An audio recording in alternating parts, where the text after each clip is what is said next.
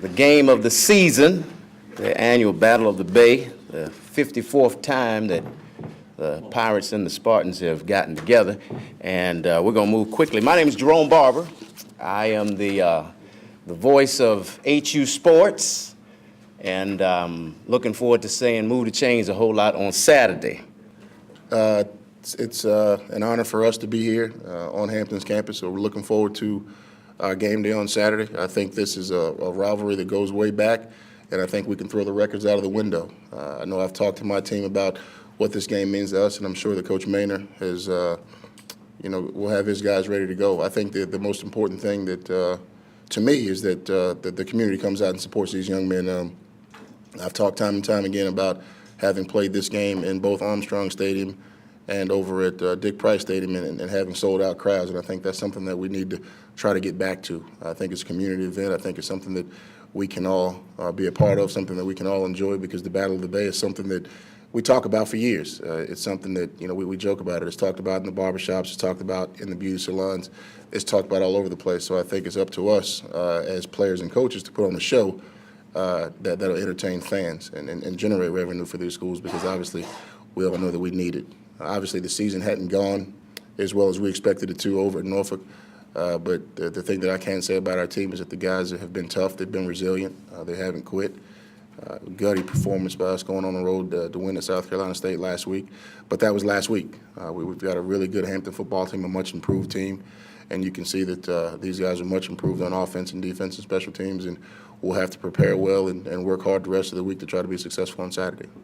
It was positive. When you're struggling and you're losing games by 3 points and 5 points and 7 points, you're able to pull out a close game. It makes you feel better. But obviously, like I said, that was last week. I thought our defense improved. We were able to keep South Carolina State from converting any third downs, which is huge. And offensively, we made enough plays to be able to win the game at the end. So it's a boost, and it shows our guys that if we can put together 4 quarters of football, we have a chance to be successful.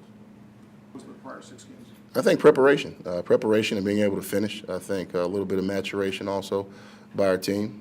We've made some mistakes early in the season that we're currently not making, and hopefully we can keep ourselves from making those mistakes to, like I said, give us a chance to be successful. But it's all about putting on the pads and playing and executing and doing what you're coached to do.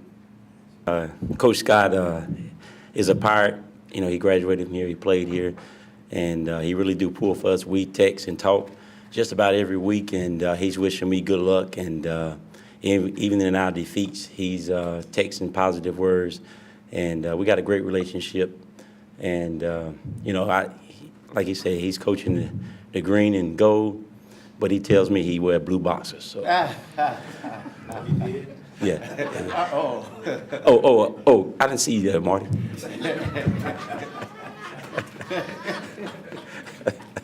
No, but seriously, this is another great opportunity for our young men to play in the Battle of the Bay and face Norfolk State, and we got them at home this year. They've beaten us the last 2 years, and of course, Coach Scott led them last year at their place. So we need to try to get it back on the winning track, and it'll be a tough task. But we'll be ready for the challenge. Coach Scott got his guys playing well. As you heard before, he's won 2 out of the last 3. He's lost 2 or 3 games by 4 or 6, couple points. And, if you turn those around and he win those 3 games, and they're probably sitting with the exact same record as we have. So it's not a big difference in this conference from the top to the bottom. Right now, you got North Carolina A&T and North Carolina Central. They kind of separate themselves from everybody else, but everybody else is right there together. And as we struggled to win the last 2 games by 4 points and 2 points, we could have very easily lost those games. So that just tells you how much balance it is in the conference from number 2 to number 10. Everybody is right there. So we expect this to be a tough battle, a 4-quarter, 60-minute game.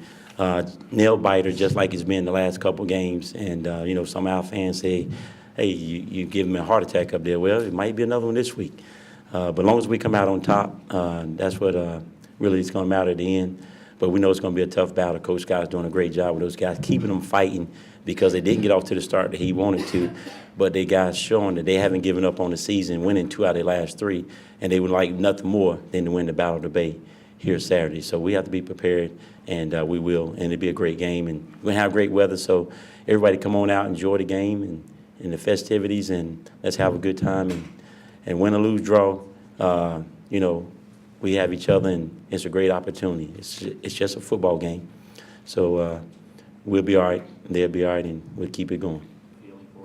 No, it's a rivalry game. It doesn't matter if it's North Carolina State, A&T, North Carolina Central, Green Bay, Chicago, Dallas, Washington, Norfolk State, Hampton University.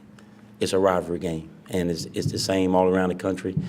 Texas, Oklahoma. You know, it's a rivalry game, and the guys get up for it, and they playing against guys they played against in high school, and they want the bragging rights for a year. So, you know, we don't have to give a rah-rah speech this week. The guys be fired up and ready to go, and the adrenaline be flowing, and it'll be a great opportunity for these guys to go out and showcase what they can do. A lot of guys, it's probably going to be the last group of guys that you didn't recruit going through here. That'd be huge, because I was telling my team this morning that I had a senior fullback that got suspended to play his last game. And so his next game was his last game. He couldn't play the next game because he had a one-game suspension. So he knew it was going to be his last game. And he had the best game of his career. You know, he blocked. He didn't miss any blocks. He didn't miss any catches. He had some good runs. He was full speed. And I was like, why did you wait till the last game? And it was because it was the last game. So he gave it his all.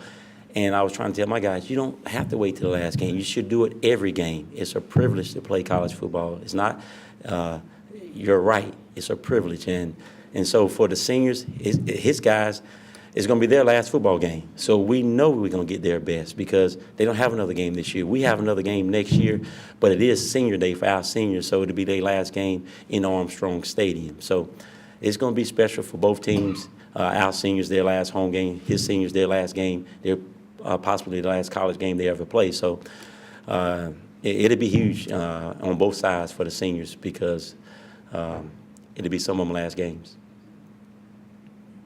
He really didn't want to ask me a question because he's a Pittsburgh fan and I'm a Dallas fan. And we just crushed him like a jelly bean. The lead changed hands like 7 times. Greetings and welcome to HU Pirate Sports Network. I'm Jerome Barber here with Coach Maynor off of a great win against Savannah State. Yes, sir. Yes, sir. That was a good win. Got us to 5-2 in the conference, 5-4 overall, with a great chance to have another winning season. And you know, it was some adversity in the game, and you know, with the Jay fumble in the end zone, giving them the lead late in the fourth quarter, where we had to lead the whole game after being up 21-3. And so it showed that our guys are not going to quit. They're not going to point fingers. And they understood the situation. They know somebody got to go out and make a play. And we drove the ball down the field and scored. And then we gave them another opportunity on an interception at the 37-yard line. And then the defense stepped up when they had to, when we shouldn't have put them in that situation. So we got to do a better job of taking care of the football, not putting our defense in bad situations and like that. But the defense bailed us out and came through and got the stop. Yeah, I mean, the last 3 possessions of Savannah State game, their last 3 possessions, they had a total of 8 yards total offense. Yeah. So the defense really stepped up big. Yeah. Those are momentum breakers, and for the team to step up to the plate and show the maturity that they showed, and then just come back and finish it off, that was phenomenal. It was, you know, because in losers and got a loser mentality, you say, okay, here we go again. Oh, yeah, we yeah, didn't yeah. give them the ball right here now, and they score on us, we lose the game. But our guys are not losers, and they understand that adversity is going to happen. And once the offense mess up, defense got to hold them up. If defense mess up, offense got to pick them up. So the guys are really gelling in that way. Awesome. Let's talk about some shining stars from the game. Of course, a great balanced approach with running and passing, but Yaki Johnson, the Yak Attack, another over 100-yard game. Another great game on 16 carries, and he had the go-ahead in the winning touchdown with his 35-yard run. And then he kind of sealed the game at the end, too, with a first down. So he's doing a great job. He's a tremendous athlete. If we can get him in space, we don't even have to get him in space. He can run between the tackles because he's so small sometimes they can't see him. But the offensive line doing a good job. And then when he gets to the secondary, he can take any play to the house. So we just got to continue to get him the ball and Eric and keep mixing it up and keep people off balance. And when we do that, they have problems with us. Yeah, there was an air show. JJ mixed it up a bit and found several targets there. He did. JJ did well, and I think he was like 19 for 28. So his completion percentage was good, even though he had the 2 picks. One-on-one, his fault. I mean, 1 pick. It wasn't his fault. It was the offensive lineman's fault. But Jay's playing well. He's mixing it up, and they don't know who to key on. They don't know to key on Proctor or Mixon or Alonzo or Yaki, and so Jay's doing a great job in spreading the ball around and keeping people guessing. On the defensive side, Van Dyke had another great game. Yep, Van Dyke has been solid all year. He's probably led us in tackle over half our games, and so he's done a great job. And then special teams, Chase Powell. Oh my goodness. Yeah, Chase Powell has jumped up on the scene. He's doing a great job in that kickoff return, taking it to the house. He hit it, and we got some good blocking, and Chase did the rest. Fantastic. Congratulations on another great win. We can't forget about Devin Johnson. No, yes, sir. Yes, Devin sir. Got to Johnson, talk about Devin Johnson is a redshirt freshman linebacker who was out the first 4 games. That's why he's coming on the scene late. You're like, where's this guy been? Well, he didn't play the first 4 games, and we knew he was this type of player, and we're expecting a lot of more games just like this, 13 tackles, 5 for losses, and 2 sacks. And he has that type of ability to do that every week because he's a smart football player, and then his motor doesn't stop. Oh, so yeah. We're looking forward to him to have many more games just like that. Disrupting their backfield, and I mean just solid solo tackles and hits, and just a great and that Savannah State win getting us ready for this Saturday's Battle of the Bay. Norfolk State's coming over this side of the water. Big time rivalry for us. It is, and we're looking forward to it. Anytime you got Norfolk State, and of course it's the Battle of the Bay, and it's senior day for us, and it'll be senior day for those guys because it's their last game. It's not our last game, but it's our seniors' last home game. So it's gonna be senior day for both programs, and these guys are going to play against players that they played against in high school, and they still know right now to this day. And so it's about the bragging rights for those guys.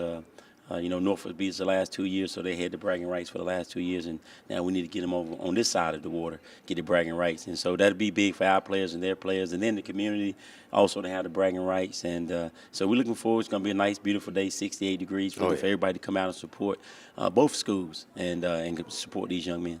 On the coaching side, you got Coach Latrell Scott having a little tough season over there at Norfolk State. Are coming off of a South Carolina State win, but somewhat of a homecoming for him as well. He played here, and now he's on the coaching side, and he has coached against us before in some other games, but this is the big Norfolk State-Hampton rivalry. Yeah, I'm pretty sure he has some mixed emotions. I'm similar. I know exactly what he's going through because I coached at A&T. And we had to play those guys. So I know exactly what he's going through. And, but he works for the green and gold, and that's who he's going to be pulling for. And his heart is with those guys, just like me with Hampton when we play A&T. I'm pulling for Hampton, and even though I graduated from there. But, so I understand his mixed emotions, but, he got a football team to lead, and so he'll be trying to lead those guys into a victory against us. And it just shows you that team hasn't given up because after 6 games this year, they was 1-5. And now they're 3-7. So they won 2 out of the last 3 games, and they haven't given up. So we know they're going to try to get this last one, with it being the Battle of the Bay. Absolutely. You kind of throw the records out. Oh, yeah. When Hampton and Norfolk State get together, it's 1 o'clock kickoff, and senior day. We got 25 seniors that will be celebrating on Saturday on the Hampton side, and so come on out. As Coach has said, great weather, great rivalry, great atmosphere. It's our last home game. I want you to come on out and support your Pirates. And wishing you, Coach, all the best. Of course, this is our house, and so we defend it well. And we're looking forward to seeing you for the Battle of the Bay on Saturday at 1 o'clock right here on Armstrong Stadium. As we close out HU Pirates Network, we always celebrate by saying, Go Pirates!